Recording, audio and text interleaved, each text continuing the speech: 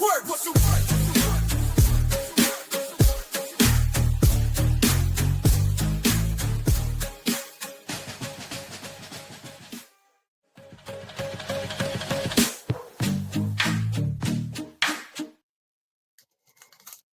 Oh, well, hello there, and welcome Oh, to another exciting episode of the Bees of Boxing. Where listen, sometimes we put these out on a Sunday, sometimes we put these out on a Monday, and it all really depends on how we're feeling and how. Well, let's be honest. I'm going to pull back the curtain. It depends on how late I am up on that Saturday before, because there is a time change, a time difference, I should say. Like it is going into morning here, when I'm recording, and it's already the end of the day for Steve Swift, who has done a pleasant job of everything to do with boxing. And I can't wait to talk about this past weekend with him because holy crap, Steve, one of the best weekends I've seen of boxing in a long time. And we talk about the B's of boxing, which involve all of the other B words in boxing. And this one had very little others going on, but there was one specifically we're going to talk about today. We're going to talk obviously about the domination and the pure excellence that is Alexander Usyk. Unreal performance. So good. We're going to talk about another fantastic performance by Sebastian Fundora. Unbelievable. The way that it happened, the way that it all went down. Usyk Cruz, shout out to Usyk Cruz for showing up and on a last minute replacement. I mean, unbelievably well done. We're going to talk a little bit about that. We're also going to talk about, yes, of course, Manny Pacquiao fighting to a draw with Mario Barrios. And I have thoughts on that one. But first and foremost, Steve, how are you doing? How was your day so far, getting caught up on all the fights? it's great, and it's very rainy here. So I was prepared to go to the gym this morning at 10 o'clock. It's now 3 o'clock here, and I haven't been yet. It's too. I can't go to the gym wet through. I need to get wet through at the gym. So I'm prepared. I won't be wearing this when I go to the gym. Because it might get caught in my equipment, which wouldn't be ideal. Not again. I don't want to go to the emergency room. So I've had a very easy day picking up the other bees of boxing after the boxing of boxing last night, because there's loads of them. But the boxing of boxing was fantastic. Yeah, let's get into it right away because there's so much of it. We can usually talk an hour on stuff that didn't happen. Let's talk about the stuff that did happen. We talked about the undercard first and foremost for the early card yesterday for North American listeners, of course, um, which was headlined, of course, by Alexander Usyk and Daniel Dubois. And let me be the first to say that I'm dumb and I don't know anything because maybe the way that we were shitting all over the undercard of this, it didn't matter.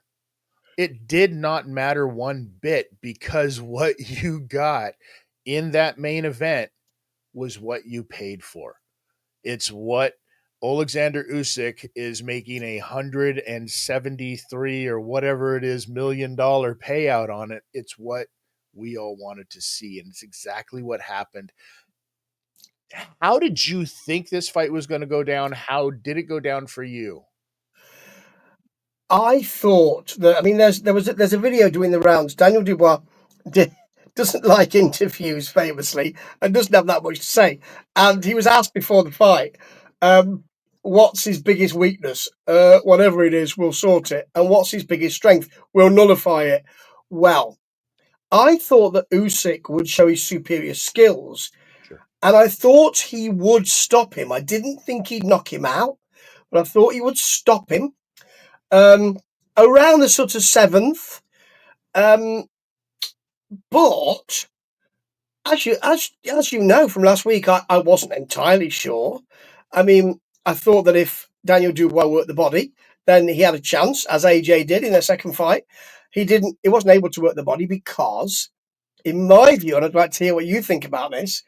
that Dynamite Dubois, who's a big puncher and not much else in my view, was forced to fight fight Usyk's fight, which was as a kind of as a boxer. So he was asked to say, I'm gonna box with you. Now Dubois can't do that particularly well, and so that's such skill to say, I'm gonna make you fight my fight, son.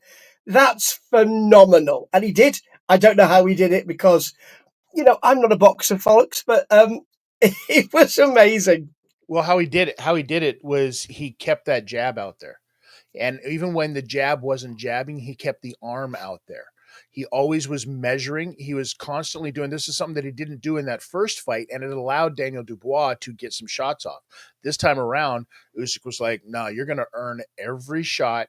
I'm going to show you that there's sometimes you can get big dogged in these kinds of sports. And sometimes when you think you're the young guy coming in and going to put the lion to rest, I think Alexander Usyk said it best when he said, "Don't push the horse." And a lot of people are like, "What the hell does that mean? I have no idea what that means." Well, I mean, it's pretty simple. When he was young, everybody said he hit like a horse. Don't push him because you found out what happened. That had to be one of the cleanest knockouts I've seen in a long time. And if you have to try to ask yourself, what do you do with Alexander Usyk next? Well, what you do with him is whatever the hell he wants. That's pretty much it.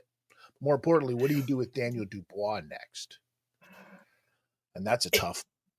it's difficult He's because, yes, you're right. he's in this weird spot where he is now been elevated to that top tier crowd of heavyweight boxers, but he just got shown that maybe he shouldn't be there. Now, is this if we're doing boxing math? If we're doing boxing math, I mean AJ really sucks, right? Right? He, he's he's in that kind of twilight world Yeah. of people who should be, who were contenders, who could have been a contender.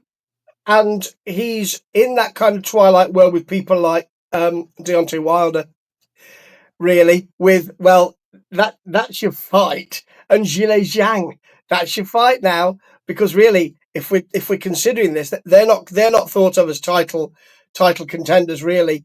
So that's what you're doing. He had two shots, done, unless Joseph Parker wants to throw him a bone because he's not going to get Usyk, I don't believe. But that knockdown was horrible, actually. Um, and let's not forget that Usyk took a pretty good punch before he hit that hook.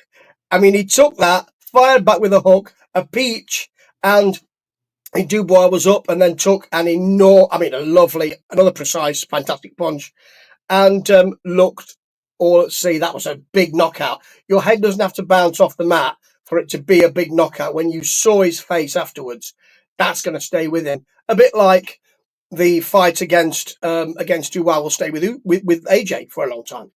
I think that we'll know more answers in about a month. I'll be honest with you. And that is because we have the Moses Ituama fight coming up in a month. And we speak very highly of this young kid. And maybe this is the direction because we see how this heavyweight division, I should say, is. And there's really nothing left at the top for Alexander Usyk. So a decision has to be made on his part on whether or not he feels he's done enough to where he can just walk away. And I hope he does because he's made more money than God himself. He doesn't he needs for nothing.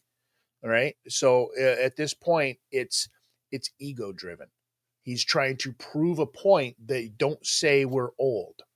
That's really what Usyk came out here to do with this fight, but he doesn't have to. And my fear is that like a young guy like Moses could end up, doing a lot of irreparable damage to Usyk's head. You know what I mean? Because eventually Father Time does catch up. There's no doubt about that. And if Usyk decided to walk away from the sport tomorrow, give up all the belts, tell everybody to kick rocks, and now you'd figure out who your champions are, fantastic. he's deserved every bit of that, in my opinion. Right? Yes, one more fight. That's what he's saying. One more fight. We know who that's with. It's a Dosso. It's a shithouse. It is a gentleman who apparently on Instagram today, or recently, very recently, has said, I'm the only one who can beat him. I beat him twice. Well, Tyson, there are these things called judges and there are these things called scorecards. And we do talk about that. But actually, certainly the second fight, you were royally outboxed. So I believe, as we've said, that will be the fight. I think that will be Usyk's last fight. I don't think, unlike others, Tyson, that Usyk will want to come back or need to come back. I don't. I think he's a very intelligent gentleman, and I don't think he'll be pulled back in. I think he'll win that fight and vacate those belts and leave unbeaten and retire unbeaten. I think that's ideal for him. It's funny when you say that about the Tyson Fury fight, and it's we're kind of gonna bookend this a little bit here because when you think about some of these fighters that, oh, I've retired, oh, and now I'm coming back. Why are you coming back? And we've said this before. You're either coming back for money or you're coming back for ego. And I don't know. I mean, I would certainly have my ego very much in check if it involved getting punched in the face by Alexander Usyk, or for that matter, even just by another professional boxer. Because obviously, when you've made the decision to retire, you are at the end. And if you're already thinking about retirement, you shouldn't be in there. 100%. I mean, we saw what happened in MMA this past weekend as well. Dustin Poirier had his retirement fight. Shout out to Dustin, fantastic career, but he didn't get the result that he wanted. And now he's leaving on a sour note. Now he's leaving on a loss, which always says to me, he's the ego takes over at some point and they come back. We saw this on the last fight of the night this weekend, this Saturday. And I'm going to get into that in a little bit because we're going to talk about the stuff in between first, I think. Right. Because the Manny Pacquiao stuff is definitely something I want to spend a little bit of time on. Very quickly, shout out to Sebastian Fundora. The fight that he had with Tim Tszyu went exactly how I thought it was going to go. I felt like that first time around, the cut was almost a bit of a blessing to Tim Tszyu because it wasn't getting any better for him. And you watch this fight, I really don't know how you solve the puzzle of a dude who is 13 feet tall and 155 pounds. It is unbelievable. He doesn't have to have a lot of force. He just has to whip that arm out there, and you see what it does. Tim Tszyu couldn't even, I mean, he quit. He no mossed in the corner. That is not something that you thought you would ever see from a guy like Tim Tszyu, who was going in there like, I'm a warrior. I am the man. I am going to prove that it was just a cut and it shouldn't have been stopped, even though I couldn't see, blah, blah, blah, all of this other stuff. You got stopped, bro. You got stopped by a tall, lanky wind chime. Let's face facts. It's extraordinary. And some of the commentary said Fundora's now learning how to use those attributes. Mm-hmm. And he did. He was patient and precise. And the only way, I think, and I don't know how you do this, while I'm saying it, I'm thinking, don't be a fool, Steve. But the only way you do it is to beguile him with movement, turn him around, get in there that way. But I don't know because he's got such a wide range that, I, all he needs to do, I mean, that arm's always going to meet you. there's a couple of times that Tim like spun his head. He hit Fundora with a couple of them that spun his head that made you go, holy crap, maybe he's got a chance here. But the thing is you're so far on the end of your punch by the time you get to that point that there's not a whole heck of a lot. So even just rolling with it the way, on a tall, lanky guy like that, it makes it look much worse than it actually is. Yes, I mean you need a Tom and Jerry fighter. You need a Jerry fighter, as we said, who's got an electric scooter. Because if you get one in, you want to get out quickly. No chance because you've got, as you say, 14 foot reach on you. So Yeah. you need to be at the other end of the ring. So you need to run. It's what you need. What you need is somebody who's going to go in there and imitate and emulate Jerry Lewis, when Jerry Lewis had his, tried to do, if you look it up, there's a famous scene of Jerry Lewis trying to box where he's just pitter pattering around. And that's really what you need. You need somebody who's going to pull Ahmed, Hasim, and really just kind of dance, boom, couple shots to the body, get the heck back out of there. You've got to attack the body on this guy. Or, I mean, realistically, when you're fighting a guy like Fundora, let's talk about this, okay? Let's talk about the rule set that says that you can't hit somebody in the hips because you're not really supposed to, and you're not supposed to hit him in the legs. But you have no choice when you're 5'8" and you're standing at belt level with a guy. I mean, where are you supposed to hit? Punching up is one thing, but that is a little ridiculous. I'm more interested to see how long Fundora can stay at that weight. Because I think Yeah, because of his size, he gives a lot of people problems anyway. So once he starts to put on some pounds, because he's going to have to, unless he's got a tapeworm, he's definitely going to have to move up in weight. There's no doubt about it. So I yeah, thought that fight was spectacular, though. The stoppage was great. yeah. I mean, talking about the Fundora fight, yeah. Um, I mean, as you say, to no mass in the corner, but it's a frustration, isn't it? And it's a live to fight another day. It's a smart move because what are you going to do? Okay, we got it wrong. We can't get in there. No way we can cut that distance. I can't do that at all. There are several rounds to go, and I'm going to be in trouble because I can only get a few punches in. He's going to knock my head back regularly. Um, it hits pretty hard. So there's no. You live to fight another day, but that no, as you say, that no mass thing. We know what happened to Mr. Duran, so that's going to follow him now.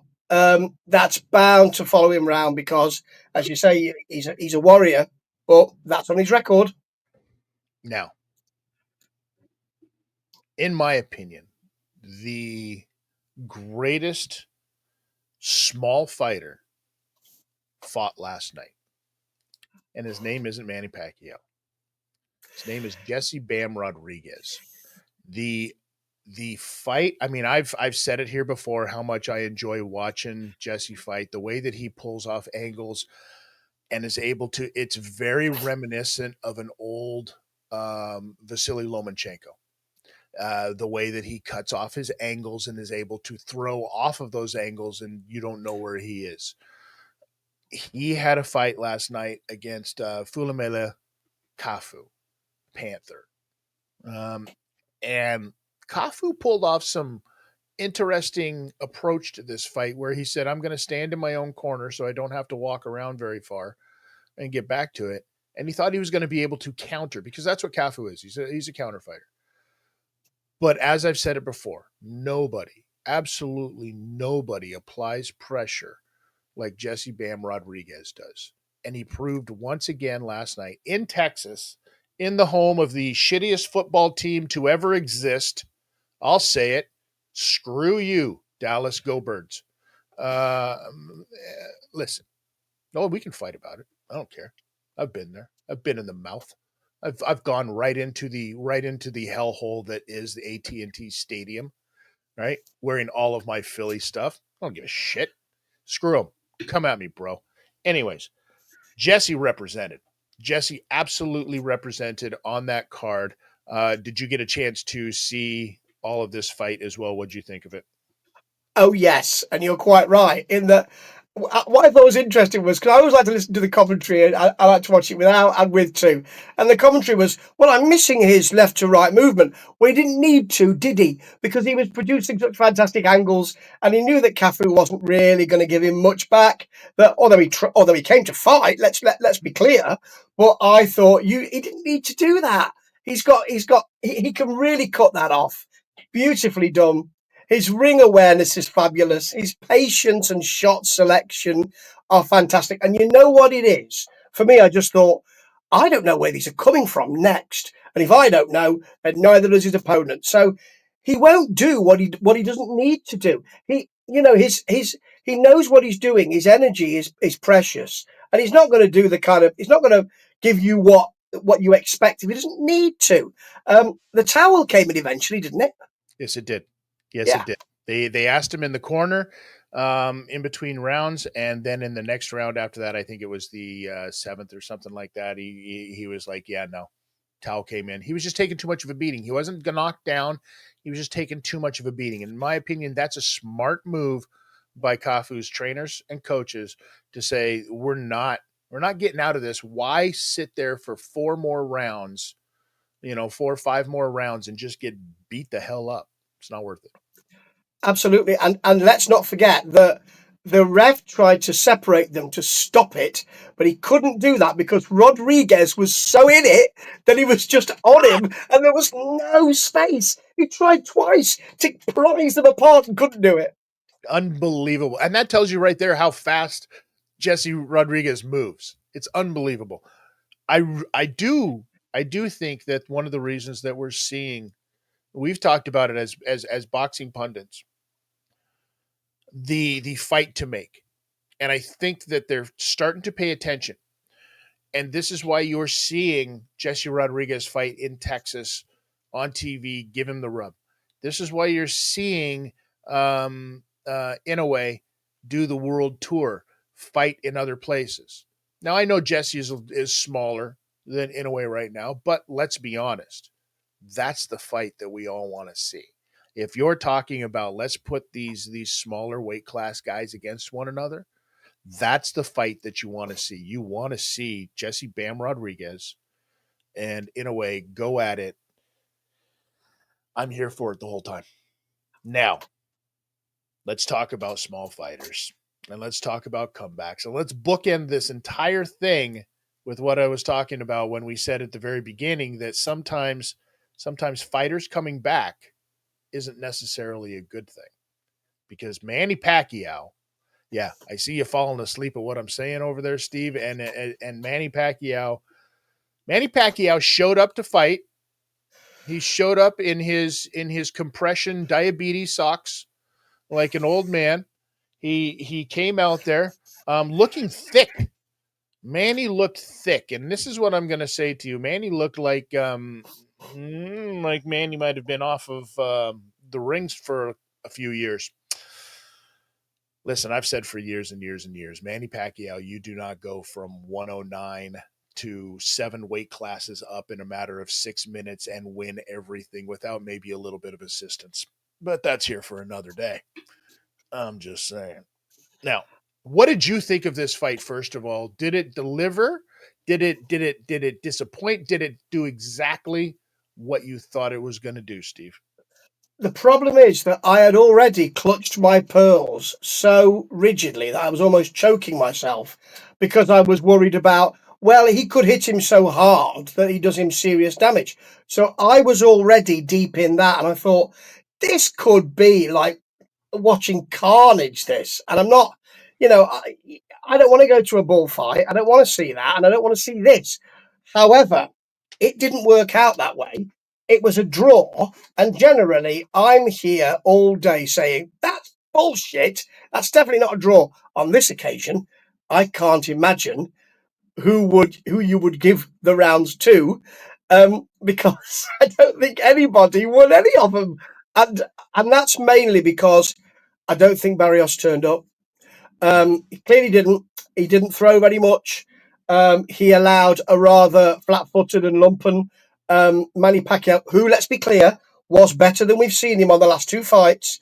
He got up because this is a big event. He got up, and it's his event. Crowd were cheering for him all the way along. So that may have something to do with it. So he was a bit perkier than he has been, but he was still quite flat-footed. He got in and out fairly quickly, but that's because he wasn't having to worry about anything. He could have walked back on a walker or a mobility scooter, and Barrios wouldn't have thrown anything. Yeah, I think as I was watching this fight, I was like, oh, this has nothing to do with Manny Pacquiao winning a title. This has nothing. Like at about the midway point, I said this is going to be a draw because I could see the writing on the wall of what we're really doing here. Let me throw this at you, Steve. You ready for this one? We do this. We do hot takes. We do crazy predictions, and the unfortunate reality is they fucking come true sometimes. It's very frustrating, let me tell you, ladies and gentlemen. But let's think about this for a second. Let's think about Manny Pacquiao coming back. Why? What's the purpose? We've said this, it's for money. So now let's think about what are Manny Pacquiao's biggest fights in his entire career? You know who it is. And now let's think about this. If Manny Pacquiao hasn't been in the ring in a couple of years, your new boxing fans may not know exactly who Manny Pacquiao is. Your casuals may not know outside of him fighting one guy. And that one guy happens to be Floyd Mayweather Jr. Now, let's just say this entire thing was done in a way, that stole one from you, um, to make Manny Pacquiao relevant and seen in this day and age, right? Because I'm going to say it right now, Steve. We're going to see it in 2026. Not like it's 2016. No, not like even it's 2006. 2026. We're going to see Floyd Mayweather Jr. and Manny Pacquiao one more time because that's a huge money fight for a casual fan that you can sell to Netflix, you can sell to DAZN, you can sell it to anybody. Why else is Manny there? Yes, that's exactly what I think too.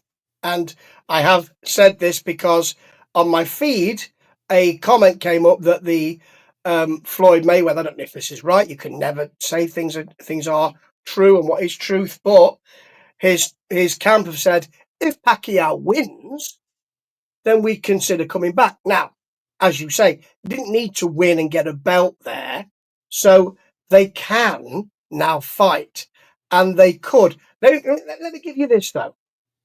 What you probably say is, and I think you're right.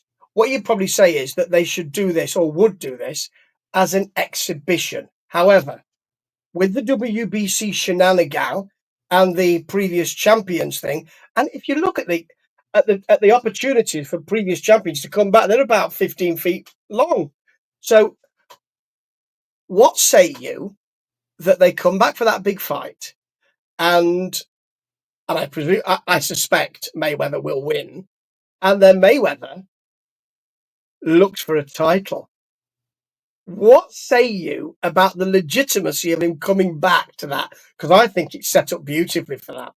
It's absolutely set up for it.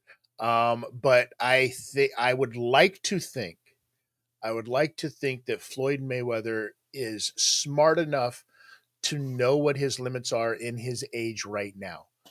And even watching, if you were to watch, if I'm Floyd Mayweather and I'm watching that Manny Pacquiao fight where he's fighting Mario Barrios, who's a champion for a title, for a green belt, it's not like he's fighting for the IBO.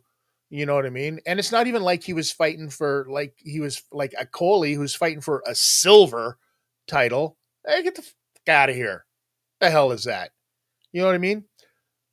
Mario Barrios, if you look at the list of champions at that weight class, is probably the weakest link out of all of them. I don't think that Manny Pacquiao stands a chance against any of the other champions, which means that you don't want to put a belt on him because then you have to unify it. I think that if that's the case and Floyd Mayweather comes back, I think that he would, depending on who the champion is at the time, obviously. But if we're talking about who the champions are right now, I think Floyd would be able to put on a fight, but I don't think he would win. And he's not going to do that. He's not going to do it unless he wins. Right? He's very smart business wise that way. So he could put on, and you could just have Manny come back and be like, yep, I'm retired again. And then do an exhibition fight. Because he was like, I gave it my shot. I didn't want to, I didn't win. So I don't have a championship. So screw it. I'm out of boxing again for as far as the rankings go, but I could still do exhibition fights because now you know who my name is again. Yes, because even if you're the quality of Floyd Mayweather, and I think I would hope that you're right about him saying, I'll stay retired. Even if you're the quality of a fighter of Floyd Mayweather, you run out of opponents, don't you? I mean, look at the misfits thing that we've got coming up. Darren Till versus somebody. Darren Till's you, fighting you, Luke Rockhold, and Tony Ferguson is fighting a YouTuber that got famous for running in place. What are we doing? do you know what? I'm waiting for my invitation to fight Darren Till. Being a YouTuber myself, it can't be long. Anyway, Floyd Mayweather needs to have. You're right. He needs to have good opponents. So yeah, it because the more he does with the kind of let's switch the referee out and all of that allows curmudgeons like me to take the piss, and that is not what brings bums on seats. But fighting Manny Pacquiao and trusting you're going to win, which I believe you would, is a good exhibition. Um, I mean, what we've already seen with Jake Paul that you probably need to mix it up with some legitimate fighting now because you haven't got those people to fight because you've already done the Mike Tyson thing. I mean, you've already shot your bolt with that, so you're going to run out of people. That's what's happening with Floyd because his exhibitions don't garner the kind of excitement that Jake Paul's garner. So that might be something that grinds the gears as well. Fighting Pacquiao would bring that back to on bring his name back to everybody's lips. Yeah, yeah. I mean, unless you're going to give me unless you're going to set up a fight with like Rolly Romero, you know what I mean? What else? What else is there going to be really out there for him? I mean, you're not giving him Brian Norman Jr. You're not giving him Gervonta Davis. You're not even giving him Teofimo Lopez, Richardson Hitchens. Come, like, what are we doing here? Gary Antoine Russell? None of these guys are going to be like, yeah, no, I'm going to take that fight all day long and I'm going to whoop that old man's ass. That's what's going to happen. I think that's what Barrios probably thought was going to happen yesterday. And, sometimes, like I said earlier, sometimes you get big dogged. Sometimes you get humbled a little bit when the old guy comes out there and says, "Oh, I have at least one more trick up my sleeve." And it's just enough to throw you off of your game plan. Or the whole thing's an entire work to get Manny Pacquiao some eyeballs. I'm just saying. It can't be. It No, certainly can't be. I would never endorse that view. Never. Unless Manny Pacquiao's playing the long, long game and says, I know, I'll stink the place up in these two fights. Then I can come back for a really good one. I'm actually still really good. You, I don't think so, though. like having the Brooklyn Brawler as your champion. You know what I mean? Like, what are you going to do here? Yeah. And I don't know. I don't really know, because you're looking at Pacquiao, who's what, 48? Floyd is 50 or 40, 49. Like they're in that age. They're in that age, Steve, where they're getting closer to us than anything else. I don't know. I'm thinking maybe I go on some TRT, lose about 250 pounds, and maybe I can fight Floyd Mayweather. No, I'd no. love to see that. I mean, I I'd can't come do any. over for that. I can't do any worse than a Gotti did. That's for sure. But yes, you're right. That it's the thing about exhibition boxing and illegitimate, if I want to call it boxing and blue collar, is that it seemed when it started that we can ask anybody, but very quickly that's become, oh, it's a really shallow pool. You Mhm. can't have the same sort of names again. You need to think outside the box, to use a terrible phrase. So it has become locked down very quickly. That Pacquiao thing would really open things up because it would also open the game up for other boxers of a similar weight to say, well, if he can do it, maybe I'll come out and fight Floyd. And that therein lies the whole problem. Right? Because I don't know if it opens it up as much as or if it causes a log jam, or does it create an entire separate avenue in itself? Because as well as I do, there's boxing, and then you've got this offshoot of like, you know, the influencer boxing that we talk about, and then there's even offshoots of that. There's levels to the influencer boxing, which is just ridiculous. Um, but at the end of the day, all of them look up to what they see during that mainstream. What they look up to the Floyd Mayweathers, they look up to the Manny Pacquiaos, and what they've done, right? So does this open up a whole new avenue of boxing where you could see some of these old timers coming back in some of these fights? I guarantee you this: if it does, the WBC is going to put belts all over it because they want their 3%. Those sons of bitches. Yeah, it'll be the heritage boxing. It'll be a heritage boxing situation, and if that does happen to Stir, if he does fight Pacquiao and then it opens it up, I would expect if he's still boxing for Eddie Hearn to pitch AJ into that picture, because he could have pitched him into every picture, no matter what weight it is. Well, listen, we haven't heard final word yet, but I mean, Jake Paul has agreed. He has agreed. Of course, he's agreed. He's not the A side, B side, D side. He's the fucking K side of what this is so far down the list. He's agreed to do a 99-1 split. Of course, I would do that to get into the ring with AJ and make that kind of a 1% off of an AJ pull at O2 Arena. And get the fuck out of here. Sure, I'll take that 1% of 80,000 people. You idiots. Now, let me just also raise this, because this may not be the case, but there is a newspaper in this country called the Sun, and they had a video. They purport it's a video of His Excellency talking. It looks a bit like him. Um, Talking, it seems, with friends, saying, and I've podcasted on this, saying, well, that fight, the AJ and Jake Paul fight, would he'd be happier with it, or I'm paraphrasing, but it would be something he'd be interested in, because if Jake Paul loses, then he's rid of the headache of Jake Paul. He did use that word, I believe. And if Jake Paul wins, then he's endorsed in boxing, which is what we talked about last week, isn't it? So so it's interesting that if he's saying that, and he was talking with friends, they were laughing. It might not even be him; it could be AI. But it's interesting, isn't it, that that's getting closer because more people are talking about it, and The, I ta- absolutely hate it. the table is being brought into the room.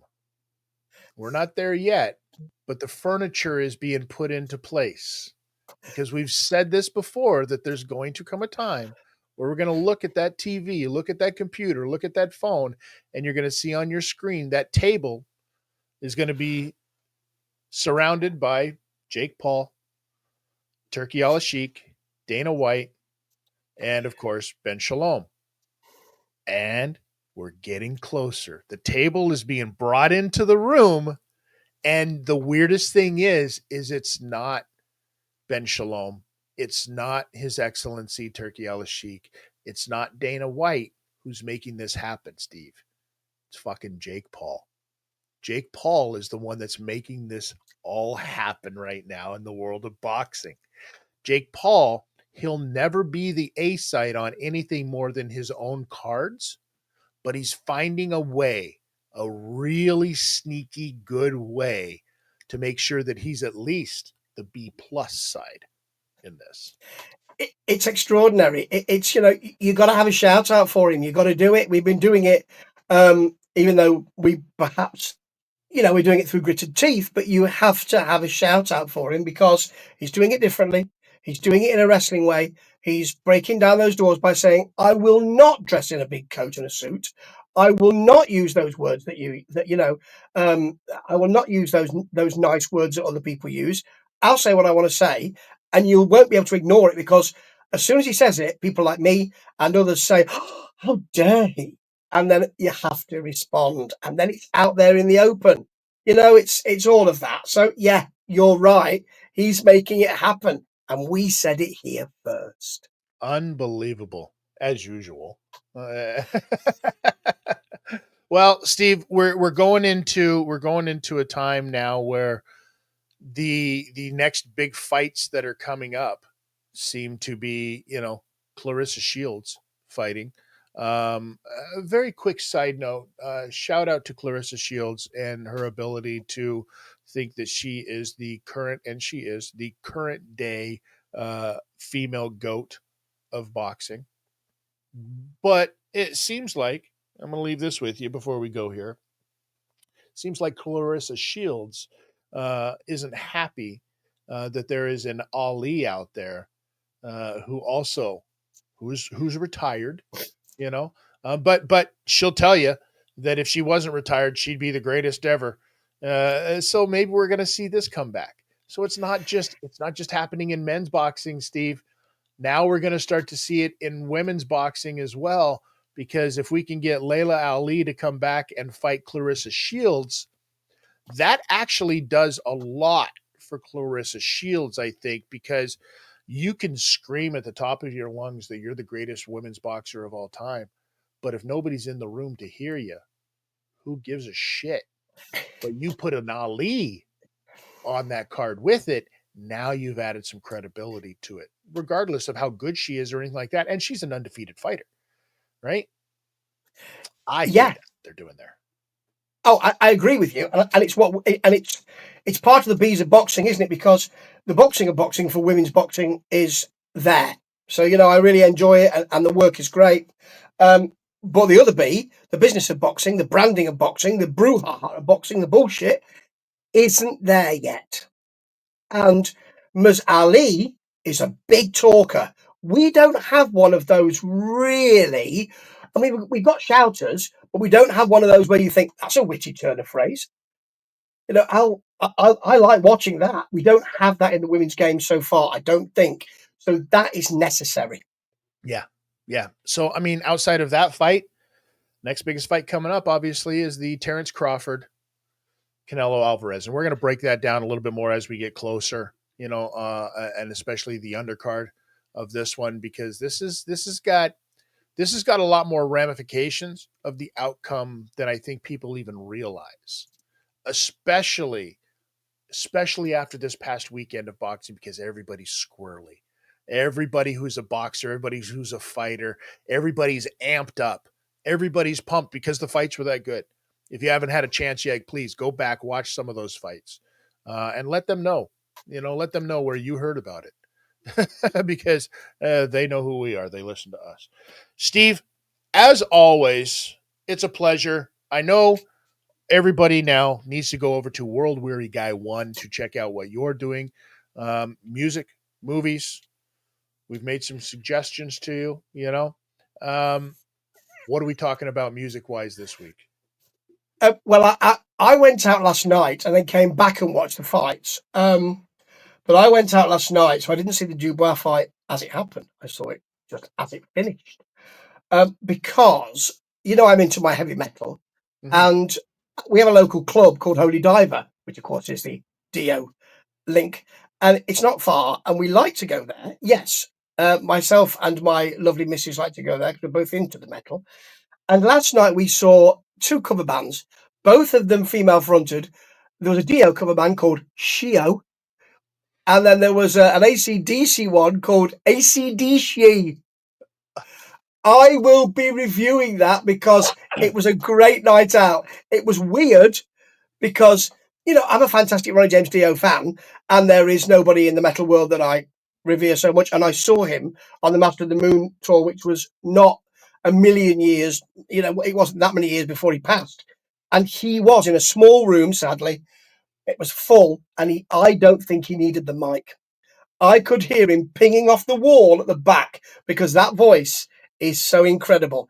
And I love me a bit of AC/DC. And I know there are two different types of AC/DC.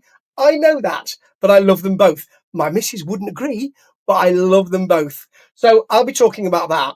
And, probably Joe Bonamassa's new album, Okay. because he's a blues legend now, who's a very intelligent gentleman, and I've had the honour to speak to him a few times. And always interesting that we don't just talk about music, which is great.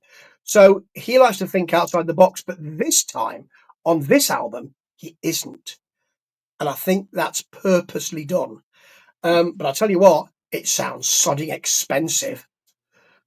Well, I'll tell you, you had me at a Ronnie James Dio bar, and then you double had me at a band called Shio, and I really hope that one of the covers they do is Holy Muff Diver. That would be absolutely brilliant. They did do that cover, but they didn't use that Oh, phrase. well, And they're missing the boat or the man in the canoe, whatever the case may be. Steve, I look forward to seeing all of your stuff every single time. And this is what we do, because people are now going to rewind this and go, "Did what? Did he? Hey, he didn't. Oh yeah, he did. Yeah, he did, because that's what I do. I mean, it says notorious TID for a reason, ladies and gentlemen. The Germans have a word for it. It's called Verrufen. And there you go. Now you've learned something. I mean, I'm just saying because it's on my knuckles. That's how I remember. You don't want to know where I have my name tattooed, Steve. Ladies I and need to gentlemen, poke out my I need to poke out my eye and my third eye. hit that like button, hit that subscribe button, tell all of your friends. It's always a pleasure. And remember, one thing that you've got to do, if you got to keep your eyes down, at least you know what you're doing. You're tucking that chin.